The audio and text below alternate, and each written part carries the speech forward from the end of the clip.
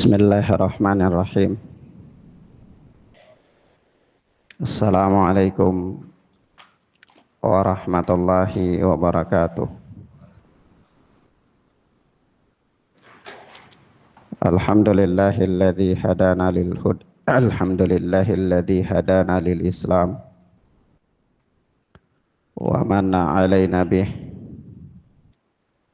wa akhrajana fi khairi ummatin fanas'aluhu at-taufiqa lima yuhibbu wa yarda wal hifdha mimma yakrahu wa yaskhad. Wa nusalli wa nusallimu ala habibina wa sayyidina Muhammad ibn Abdillah wa ala alihi wa ashabihi wa man sara ala nahjihi ila yaumil qiyamah. Amma ba'd. Ikhwan wa akhwat, a'azzani Allah wa iyyakum, yang mudah-mudahan dimuliakan dan dirahmati oleh Allah Subhanahu wa ta'ala. Kita lanjutkan pelajaran kita, yakni pelajaran Masailul Jahiliyah oleh Syekh Al-Mujaddid Muhammad bin Abdul Wahhab rahimana wa rahimahullah. Dan sebagaimana telah kita isyaratkan pada mukaddimah di beberapa pertemuan yang lalu, bahwa manhaj kita dalam mengkaji kitab ini adalah kita menggunakan beberapa syarah. Di antaranya syarah Al-Allamah Shalih Fauzan, syarah Al-Allamah Syekh Abdul Aziz Al-Syekh, dan syarah Syekh Dr. Profesor Abdul Razak hafidhana wa hafidhahullah. Saya telah mendengar dari rekaman syarah Syekh Abdul Razak terkait dengan ini. Sebab itu saya nasihatkan, kalau antum punya buku panduan itu syarahnya Syekh Shalih Fauzan, antum dampingi dengan buku catatan supaya nulis fawaid yang tidak ada di situ. Nulis apa? Fawaid yang tidak ada di syarahnya Syekh Shalih Fauzan itu.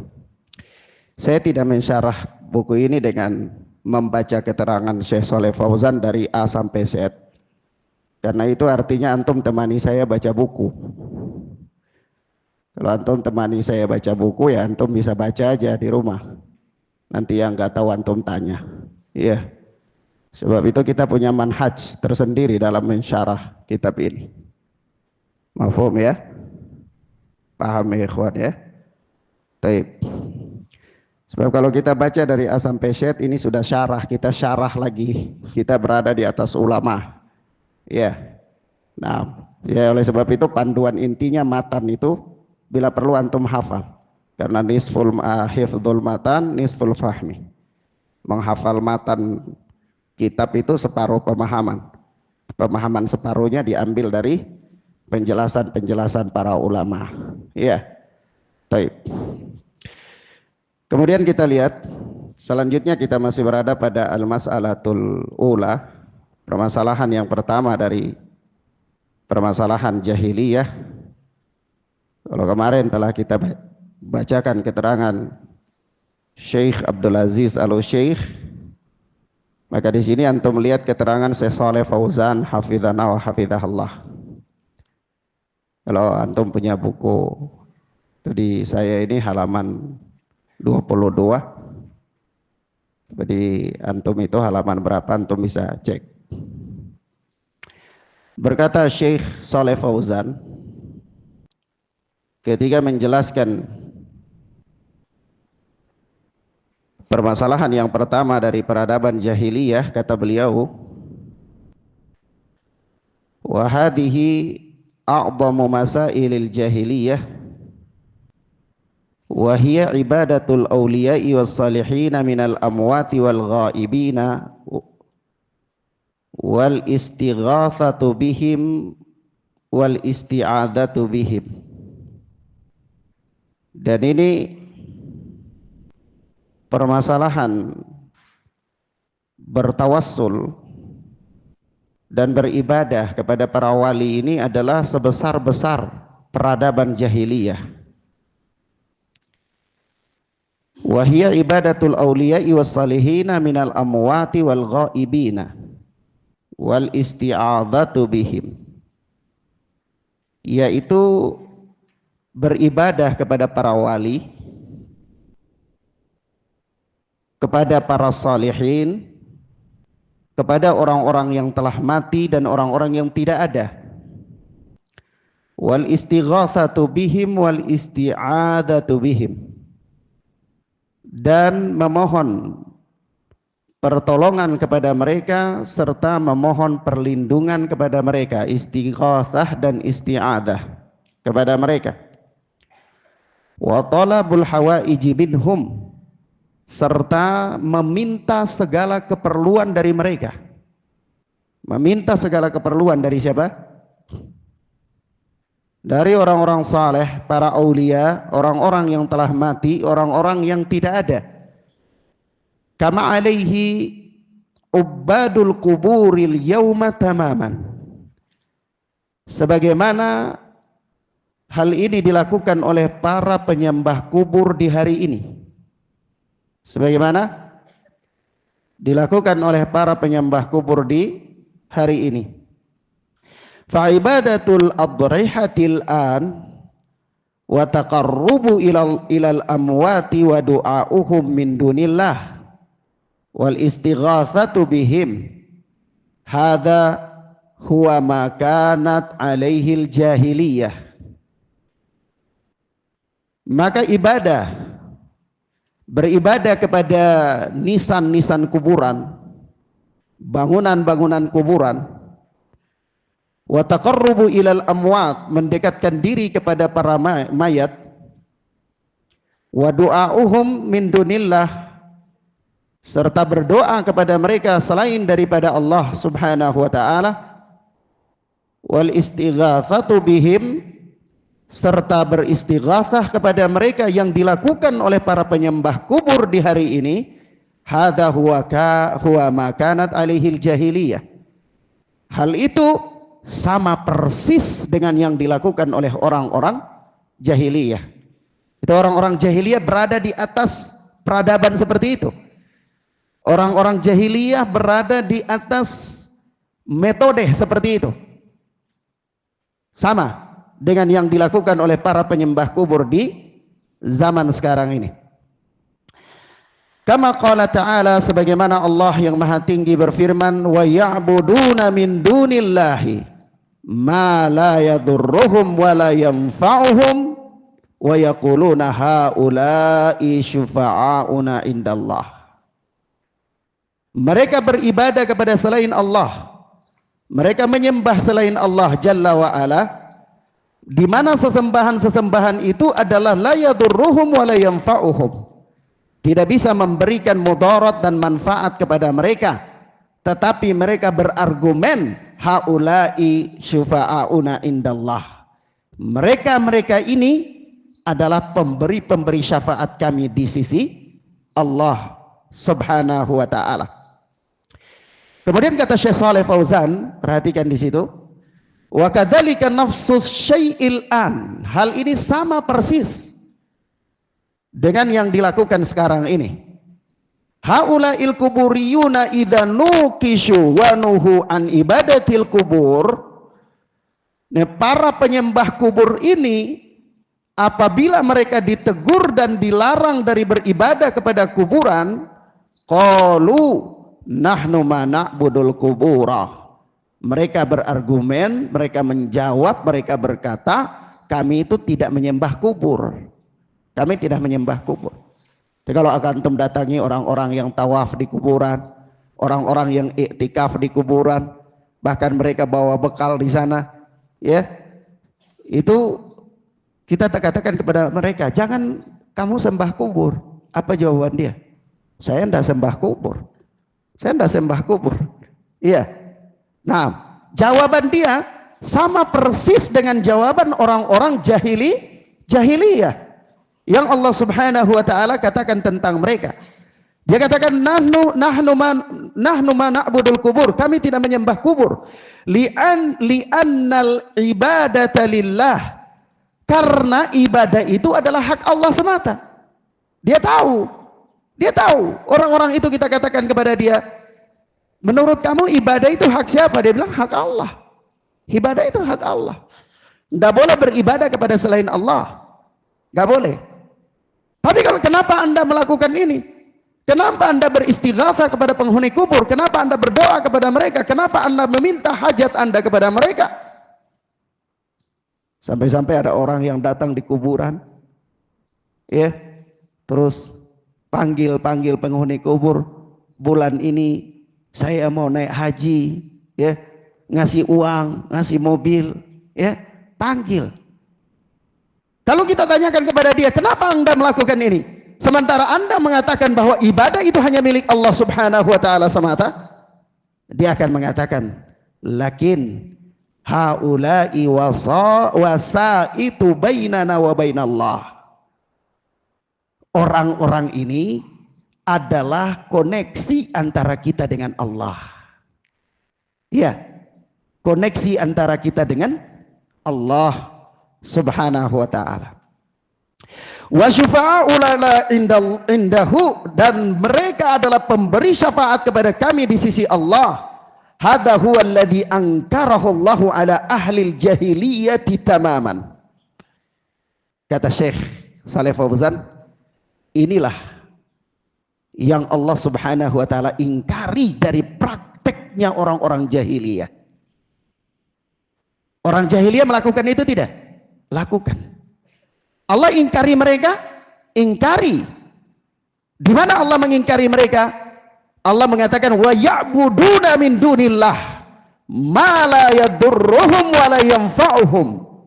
Mereka menyembah sesembahan yang tidak bisa memberikan manfaat dan mudarat kepada mereka. Pertanyaan, orang jahiliyah menyembah penghuni kubur apa tidak? Menyembah apa tidak? Tidak. Orang jahiliyah hanya sekedar menjadikan penghuni kubur itu sebagai koneksi antara mereka dengan Allah. Orang jahiliyah hanya beranggapan bahwa penghuni kubur itu adalah pemberi syafaat kepada mereka di sisi Allah Subhanahu wa taala. Tetapi Allah mengatakan dengan tegas wa ya'buduna min dunillah. Mereka menyembah selain daripada Allah Azza wa Jalla. Allah mengingkari tindakan mereka dengan mengatakan mereka menyembah selain daripada Allah Azza wa Jal. Lalu Allah mengatakan la yanfa'uhum wa la yadurruhum wa la yanfa'uhum. Sesembahan itu tidak mampu mendatangkan mudarat maupun manfaat kepada mereka. Tapi mereka berargumen. Orang-orang jahiliyah berargumen. Apa argumennya? Haula'i syufa'auna indallah. Sama. Jadi ketika mereka berargumen haula'i syufa'auna indallah, itu Allah ingkari. Iya, Allah Subhanahu wa taala ingkari perbuatan mereka. Kemudian kata Syekh waqala, dan Allah Subhanahu wa taala berfirman walladzina ittakhadhu min dunihi awliya'a ma na'buduhum illa liyuqarribuna ilallahi zulfa. Dan orang-orang yang menjadikan wali-wali selain daripada Allah, mereka mengambil wali-wali selain daripada Allah itu, mereka berargumen mana buduhum, kami tidak menyembah mereka. Tidak. Kalau antum tanya kepada penghuni penyembah kubur di zaman ini, dia juga akan mengatakan apa? Kami tidak menyembah mereka. Kami tidak menyembah mereka. Walaupun dia iktikaf di kuburan mereka, Walaupun dia itikaf di kuburan mereka, walaupun dia tawaf di kuburan mereka, walaupun dia duduk berjam-jam, dia berzikir bahkan berhari-hari, bahkan dia melakukan safar religi ke kuburan-kuburan mereka, dia mengatakan tidak, kami tidak menyembah mereka, tapi illa liyuqarribuna ilallahi zulfa, mereka ini nanti mendekatkan kami kepada Allah sedekat-dekatnya. Kenapa? Ma'abaduhum li'annahum yarawna annahum yusyarikuna Allah fil khalqi wal rizqi wal ihya'i wal imatah hum ya'rifuna anna hadza lillah. Mereka tidak menyembah berhala-berhala, tidak menyembah orang-orang saleh itu karena mereka berpandangan bahwa menyembah orang-orang saleh itu sama dengan mempersekutukan mereka dengan Allah. Dan mereka punya keyakinan, mereka punya pemahaman bahwa mempersekutukan Allah itu hanya terjadi di dalam penciptaan, terjadi dalam pemberian rizki, terjadi di dalam menghidupkan, terjadi dalam mematikan. Hum ya'tarifuna anna hadza lillah, mereka mengetahui bahwa itu adalah milik Allah. Memberi rizki itu milik Allah, mematikan itu milik Allah, menghidupkan itu milik Allah. Mereka tahu itu. Jadi mereka tidak menyembah karena mereka tahu itu. Tapi innama abaduhum liyuqarribuhum ilallahi zulfa, mereka hanya beribadah kepada orang-orang saleh itu untuk orang-orang saleh itu mendekatkan diri mereka kepada Allah. Mereka tidak meyakini bahwa orang saleh itu memberi rizki, orang saleh itu menghidupkan, orang saleh itu mematikan. Tidak, mereka tidak meyakini itu. Mereka yakin yang menghidupkan, yang mematikan, yang memberikan rizki adalah Allah. Orang saleh itu hanya nanti mendekatkan diri mereka dengan Allah Azza wa Jalla. Paham ya? Jadi mereka paham tentang rububiyah apa tidak? Paham tentang rububiyah Allah Azza wa Jalla. Tetapi mereka menyimpang di mana? Mereka menyimpang di tauhidul ibadah. Mereka menyimpang di tauhid uluhiyah. Mereka dalam keadaan mereka meyakini tentang tauhid rububiyah. Nanti kita baca keterangan Syekh Abdul Aziz. Kemudian kita lihat kata mereka, alasan yang mendorong mereka untuk itu apa? Kata mereka, kata Syekh Shalih Fauzan, lihat di situ. Fayaquluna, mereka berkata, nahnu ibadun mudnibuna, kami ini orang-orang yang berdosa, hamba-hamba Allah yang bergelimpangan dengan dosa, tangan-tangan kami penuh kemaksiatan. Wa haula'i rijalun salihuna lahum jahun indallah, sementara orang-orang ini adalah orang-orang saleh, mereka punya kedudukan di sisi Allah. Karena mereka punya kedudukan di sisi Allah, fa nuridu minhum an yatawassatu lana indallahi fi qabuli taubatina wa ibadatina, maka kami inginkan dari mereka supaya mereka menjadi koneksi antara kita dengan Allah dalam perkara supaya Allah mengabulkan taubat kita dan Allah mengabulkan ibadah kita. Jadi orang-orang ini mereka telah menyerupakan Allah dengan makhluk. Mereka telah menyerupakan Allah dengan para raja. Mereka mengatakan para raja itu, antum tidak bisa langsung ke para raja, harus ada koneksi. Antum tidak bisa ketemu sama perdana menteri ini, tidak bisa ketemu sama kaisar ini, tidak bisa ketemu sama raja ini, sultan ini, tidak bisa. Antum harus punya orang dalam yang bisa membawa antum ke para raja tersebut. Maka orang-orang dalam itu orang-orang yang istimewa di sisi para raja, orang-orang yang punya kedudukan di sisi para raja tersebut. Maka anda harus menggunakan dia agar hajat-hajat anda bisa tersampaikan kepada para raja. Sama persis mereka menjadikan Allah dengan makhluk, menyerupakan Allah dengan makhluk. Jadi mereka katakan kami ini berdosa, kami nggak bisa langsung berhubungan dengan Allah, kami harus melalui orang-orang saleh, orang-orang yang punya kedudukan di sisi Allah, supaya orang-orang itu menyampaikan kami kepada Allah. Orang-orang itu bisa menyampaikan hajat-hajat kami kepada Allah, agar doa-doa kami bisa dikabulkan oleh Allah, agar keperluan-keperluan kami bisa dipenuhi oleh Allah Subhanahu wa taala. Jadi bukan orang-orang saleh itu yang memberikan hajat mereka, tapi Allah yang memberikan hajat mereka, hanya melalui koneksi, melalui perantara. Subhanallah. Lalu apa kata Syekh Saleh Fauzan?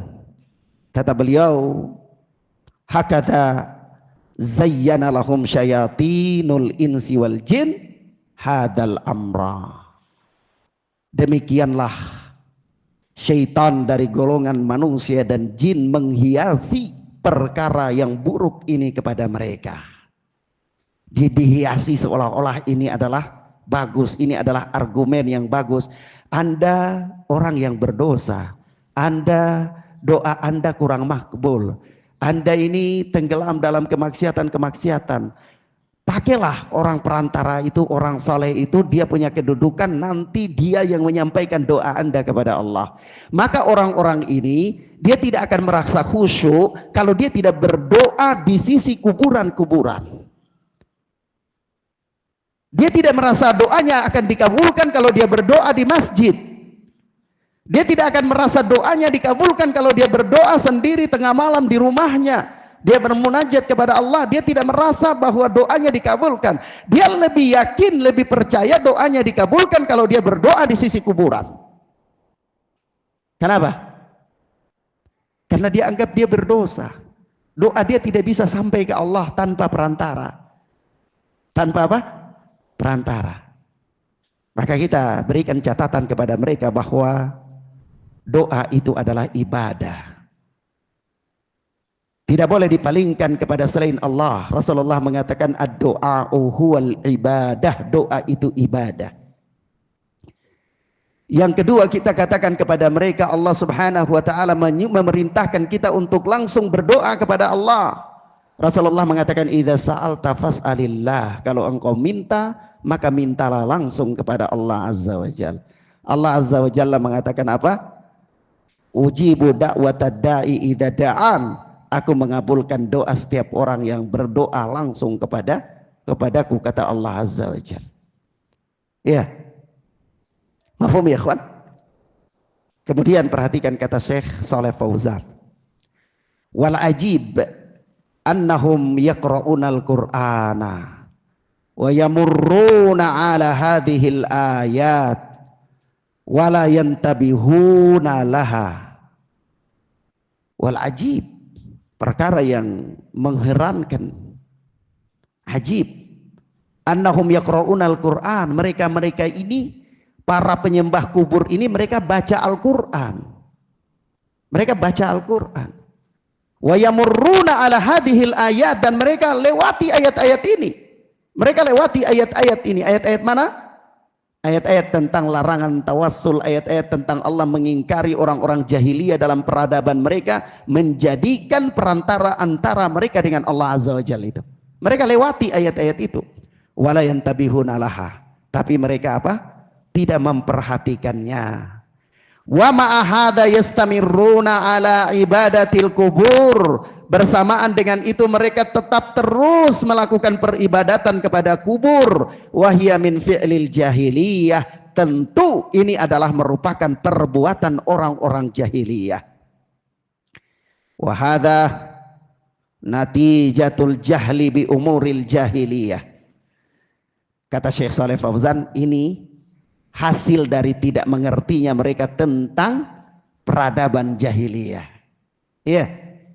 Ini hasil dari mereka karena tidak mengerti tentang peradaban jahiliyah, maka mereka berjalan di atas manhajnya orang-orang jahiliyah. Mereka berargumen dengan argumennya orang-orang jahiliyah. Sama persis mi'ah bimi'ah. Sama persis. Paham ya ikhwan? Baik. Kita lihat apa faktor terbesar yang menyebabkan mereka bisa berargumen demikian. Dijelaskan oleh Syekh Abdul Aziz Al-Syekh dalam syarah beliau, kata beliau, jadikan catatan fawaid, faedah tambahan.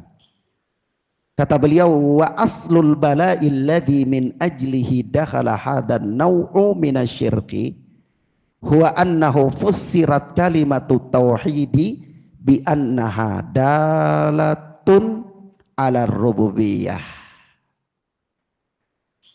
Apa? Asal musibah ini masuk, musibah kesyirikan ini masuk ke dalam tubuh umat Islam itu karena fusirat kalimatut tauhidi bi annaha dalatun ala rububiyah. Karena kalimat tauhid itu ditafsirkan menunjukkan tentang makna rububiyah saja. Jadi kalimatut tauhid itu makna kalimatut tauhid la ilaha illallah itu maknanya makna rububiyah saja. Sehingga kalau dalam hal rububiyah ya mereka yakin Allah Maha Pencipta, Allah yang memberikan kehidupan, Allah yang mematikan, Allah yang memberikan rizki. Tidak boleh meminta rizki kepada selain Allah, itu syirik. Yang mematikan itu Allah, kalau berani berkeyakinan yang mematikan selain daripada Allah itu syirik. Yang menghidupkan itu Allah, kalau berkeyakinan ada yang lain yang menghidupkan selain daripada Allah itu syirik bagi mereka. Tetapi ketika menjadikan perantara antara mereka dengan Allah itu bukan syirik, karena bukan pengertian dari kalimat la ilaha illallah. Pengertian kalimat dari la ilaha illallah itu terbatas pada makna rububiyah saja. Paham ya ikhwan? Paham ya? Nah, kata beliau kemudian kama alaihi ahlul kalam wa man tabi'ahum, sebagaimana ahli kalam dan orang-orang yang mengikuti mereka. Lam yaj'alu kalimat at-tauhid dalatan ala ifradillahi jalla wa ala bil ibadah, yaitu mereka ahli kalam ya dan orang-orang yang mengikuti mereka. Dan juga ini adalah manhajnya orang-orang jahiliyah dan para penyembah kubur. Mereka tidak menjadikan kalimat la ilaha illallah, atau mereka tidak memahami kalimat la ilaha illallah, kalimat tauhid itu menunjukkan tentang makna ubudiyah, makna beribadah hanya kepada Allah. Kalimat tauhid itu bukan menunjukkan tentang makna uluhiyahnya Allah, itu bukan. Artinya bukan hanya Allah satu-satunya zat yang berhak untuk diibadahi, bukan itu bagi mereka. Tapi maknanya apa? Innama ja'aluha dalatan ala ifradillahi jalla wa ala birrububiyah. Mereka memaknai kalimat tauhid itu adalah makna yang menunjukkan kepada makna rububiyah. Jadi la ilaha illallah apa maknanya? Kata Syekh, al-ilahu ma indahum. Walihada tajidu fi kutubi ahlil kalam annahum qalu al-ilahu wa al-qadiru alal ikhtira'. Sebab itu engkau dapati di dalam kitab-kitab ahli kalam itu mereka memahami atau mereka berkata makna ilah, makna sesembahan itu adalah al-qadiru alal ikhtira', yang maha mencipta. Al-ilahu ma indahum, apa itu al-ilah menurut mereka? Apa itu Tuhan menurut mereka? Al-qadiru alal ikhtira'. La ilaha illallah inda ahlil kalam maknaha la qadir alal ikhtira', yakni alal khalqi illallah. Jadi menurut mereka la ilaha illallah itu adalah tidak ada yang mencipta kecuali Allah. Hanya sebatas pada makna rububiyah. Lah kalau makna rububiyah kayak gini, itu kira-kira orang jahiliyah meyakininya apa enggak? Hah? Dari mana Anda tahu orang-orang jahiliyah meyakininya? Allah Subhanahu wa taala memberitahu kepada kita. Apa Allah memberitahu di sini? Kata Syekh, wa hadza makna wa hadzal makna yukirru bihi ahlul jahiliyah. Pengertian ini, pengertian yang dianut oleh mereka, dianut oleh tokoh-tokoh ahli kalam ini adalah pengertian yang juga diakui oleh orang-orang jahiliyah, yaitu Allah berfirman, wala in sa'altahum man khalaqas samawati wal arda la yaqulunna khalaqahunnal azizul alim. Surat Az-Zukhruf. Kalau engkau tanya kepada mereka siapa yang menciptakan langit dan bumi, niscaya mereka akan berkata yang menciptakan langit dan bumi itu adalah Al-Aziz Al-Alim, yaitu Allah. Iya. Orang-orang jahiliyah tahu yang menciptakan langit dan bumi itu siapa? Allah. Artinya orang jahiliyah meyakini tentang rububiyah Allah apa tidak? meyakini tentang rububiyah, tapi orang jahiliyah sesat di dalam apa? Uluhiyah. Mahfum ya ikhwan? Sehingga mereka bertawassul kepada orang-orang saleh. Kemudian kata Syekh Abdul Aziz Al-Syekh, begitu juga firman Allah, wala in sa'altahum man khalaqahum la yaqulunna Allah. Kalau engkau tanya kepada mereka siapa yang menciptakan mereka, niscaya benar-benar mereka dia akan menjawab Allah. Orang yang bertawassul kepada kuburan itu, kalau tanya kepada dia, siapa yang menciptakan Anda? Dia katakan Allah. Siapa yang beri Anda rizki? Allah. Lalu untuk apa Anda datang di sini? Dah, ini untuk menyampaikan hajat kami kepada Allah. Sama enggak itu? Sama. Benar-benar orang-orang ini mereka berjalan di atas jalannya orang-orang jahiliyah. Mereka berjalan di atas manhajnya orang-orang jahiliyah. Mereka bermetode dengan metodenya orang-orang jahiliyah. Dan inilah yang diingkari oleh Allah Subhanahu wa ta'ala. Dan Rasulullah mengatakan mereka sebagai orang-orang musyrik.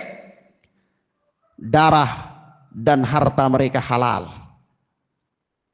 Iya. Kemudian apa?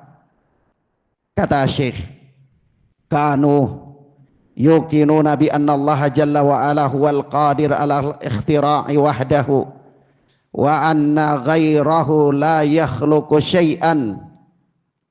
Mereka meyakini bahwa Allah tabaraka wa ta'ala adalah satu-satunya zat yang maha mencipta.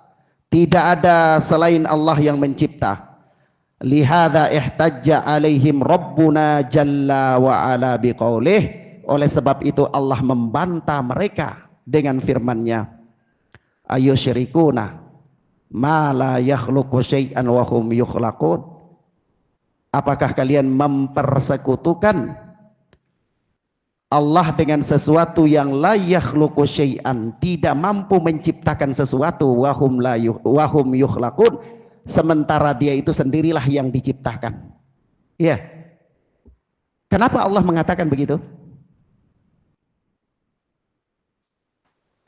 Karena orang-orang jahiliyah tidak mengingkari rububiyah. Mereka tahu yang mencipta itu Allah. Tapi mereka melakukan apa? Tawassul kepada orang-orang saleh. Maka Allah katakan, apakah kalian mempersekutukan Allah dengan sesuatu yang tidak mampu mencipta? Artinya kalian sendiri mengingkari bahwa makhluk-makhluk ini tidak punya kemampuan rububiyah. Kalau mereka tidak punya kemampuan rububiyah, kenapa kalian menjadikan mereka sebagai orang-orang yang memenuhi hajat-hajat kalian kepada Allah? Mafhum ya ikhwan? Paham ya? Taib. Demikian yang dikatakan oleh Syekh Abdul Aziz Al-Syekh. Kalau ditanya, sejak kapan praktek tawasul ini mulai ada dalam tubuh umat Islam? Kalau orang berdebat tentang tawasul boleh atau tidak boleh, ya mereka membawa riwayat ini, riwayat itu, ya membuat kita pekerjaan berat, sibuk nyari kebenaran riwayat tersebut. Ya syukur-syukur kita masih dapat riwayatnya. Tapi kalau dia katakan riwayatnya itu ada di kitab yang sudah terbakar di zaman pemerintahan penaklukan Irak, atau ketika Andalusia ditaklukkan, kitab yang ada memuat kisah ini sudah terbakar. Lalu kita mau bilang apa? Kita mau bilang apa? Maka kita sibuk disuruh cari dalil. Tapi supaya jangan sibuk cari dalil, kita katakan kepada dia saja, sejak kapan praktek ini mulai ada? Sejak kapan? Kalau dikatakan sejak zaman Nabi Sallallahu Alaihi Wasallam, kalau begitu tolong bawakan satu riwayat Abu Bakar pernah bertawassul di kuburan Nabi. Ada enggak? Bawakan satu riwayat Ibnu Abbas pernah tawassul di kuburan Nabi. Bawakan satu riwayat Ibnu Umar pernah datang bertawassul di kuburan Nabi. Anda tahu bagaimana para sahabat ini komitmen mereka dalam mengamalkan atau dalam mengkonsepkan kehidupan mereka itu harus sama persis dengan kehidupan Nabi. Bukan hanya dalam perkara ibadah, tapi dalam perkara-perkara muamalah sekalipun. Antum lihat, Ibnu Umar itu kalau dia berjalan di satu jalan dan dia tahu pernah Rasulullah Sallallahu Alaihi Wasallam buang hajat di situ, maka dia akan datang di situ dan dia paksakan untuk buang hajat di situ. Padahal seandainya dia tidak buang hajat di situ pun tidak ada masalah, tidak berdosa. Itu bukan perkara ibadah pula. Tapi bagaimana muamalah dia itu benar-benar harus sama dengan Rasul. Ibnu Umar setelah Rasulullah wafat itu dia pakai sendal dari terompa, terus menerus sendal kayu terompa itu. Ditanyakan, loh kamu kok sendalmu ini aja, kenapa? Dikatakan demikianlah Rasulullah memakai sendal ini. Seandainya kalau dia ganti dengan sendal yang lebih modern, kira-kira itu boleh nggak? Tapi itu menunjukkan komitmen dia. Ya. Dan para ulama itu menaruh perhatian penuh, menghabiskan umur mereka berpuluh-puluh tahun hanya untuk meneliti perkara-perkara yang membuat kesamaan antara kehidupan mereka dengan kehidupan Nabi. Bukan hanya dalam perkara ibadah, tapi dalam perkara muamalah sekalipun. Mereka meneliti bagaimana cara Nabi tidur, bagaimana cara Nabi duduk, bagaimana cara Nabi ngomong, bagaimana Nabi naik kendaraan, dan seterusnya. Padahal perkara-perkara itu seandainya kalau tidak tahu berdosa enggak? Tidak berdosa. Tapi komitmen mereka untuk bagaimana mengkonsepkan kehidupan mereka itu mirip dengan kehidupan Nabi Sallallahu Alaihi Wasallam. Ya, kenapa para ulama harus membahas dalam kitab fikih berlembar-lembar kunut itu angkat tangan atau tidak angkat tangan? Padahal kalau nggak angkat tangan berdosa enggak? Nah, kalau angkat tangan berdosa enggak? Sebagian ulama mengatakan ini umur wasi, perkara ini luas. Tapi kenapa harus bahas berlembar-lembar untuk menentukan mana yang lebih tepat, mana yang lebih dekat kepada sunnah Nabi? Kenapa? Untuk mengkonsepkan kehidupan itu kalau bisa 0,0% saja dekat dengan Nabi. Kalau mau selisih itu sedikit saja. Begitu. Paham nggak? Mafhum ya ikhwan? Kenapa ulama harus bahas tentang bolehnya kunut atau tidak kunut? Di sholat malam, sholat witir. Sampai-sampai para ulama ahlul hadis, ya, sebahagian seperti Al-Alama Albani mengatakan hadis kunut tentang hadis Al-Hasan diajarkan kunut oleh Nabi itu menunjukkan adanya kunut. Tapi di mana tempat kunut mereka berselisih panjang lebar. Ibnu Umar melakukan kunut mulai dari 15 hari sampai akhir. Dan saya belum tahu sebagian yang melakukan kunut dari awal sampai akhir, saya belum tahu. Ibnu Umar melakukan kunut dari pertengahan sampai akhir. Sebagian melakukan kunut di 10 hari yang terakhir, sebagian tidak melakukan kunut sama sekali. Sebagian ahlul hadis mengatakan kalimat doa fil witir, kata witir itu adalah maklul, cacat. Sehingga doa ini umum dibaca di mana saja. Tidak ada yang namanya kunut witir. Tapi perkara ini seandainya antum melakukan dan tak lakukan, kira-kira sahabat tidak salat antum. Tapi kenapa ulama harus berpanjang lebar menghabiskan umur mereka dari rambut mereka masih hitam sampai putih, dari jenggot mereka masih hitam sampai putih untuk membahas perkara ini? Kenapa? Apa maksudnya?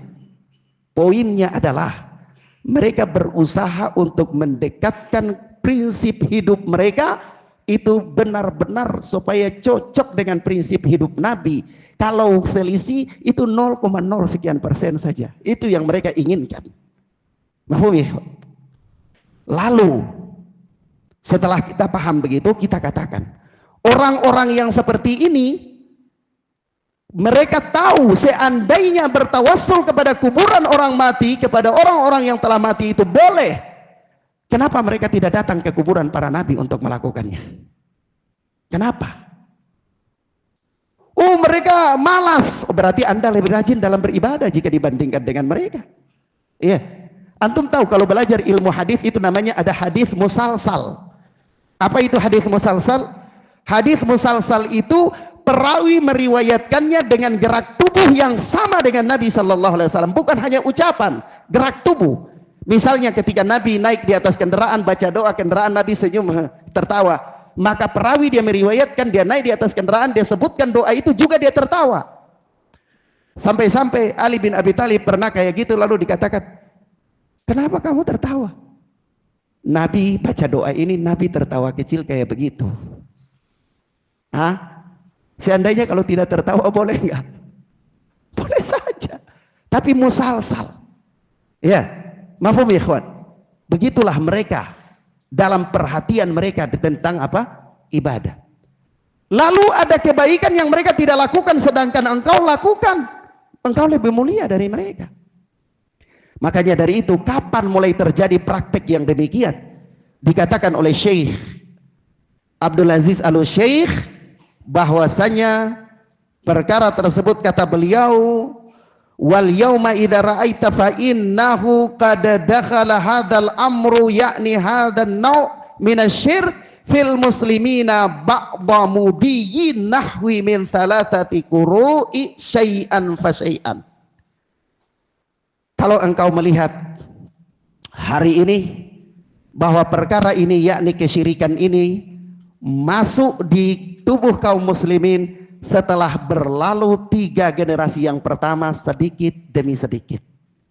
Jadi masa Abu Bakar tidak ada, masa Umar tidak ada. Sebab itu ketika terjadi kekeringan berkepanjangan, itu Rasul Umar bin Khattab tidak datang ke kuburan Nabi untuk bertawassul, tetapi Umar bin Khattab bertawassul dengan doanya Al-Abbas radhiyallahu taala anhu. Persoalannya, kalau seandainya ada perkara yang lebih sahih kayak gini, kenapa cari perkara yang masih samar, yang masih sulit dibuktikan kebenarannya? Cari saja yang sudah pasti-pasti, amalkan yang sudah pasti. Iya, mafhum ya ikhwan? Tetapi hawa nafsu kalau sudah diindahkan oleh syaitan, maka biasanya yang tidak pasti itu semakin enak dan lezat. Iya. Nah, baik ikhwan fiddin azani Allah wa iyyakum, demikian kita cukupkan pelajaran kita sampai di sini insyaallah taala. Kita lanjutkan pada pertemuan berikutnya biidznillah. Wassallallahu ala nabiyina Muhammad wa ala alihi washabbihi wasallam. Subhanakallahumma bihamdika asyhadu an la ilaha illa anta astaghfiruka wa atubu ilaik. Wassalamualaikum warahmatullahi wabarakatuh.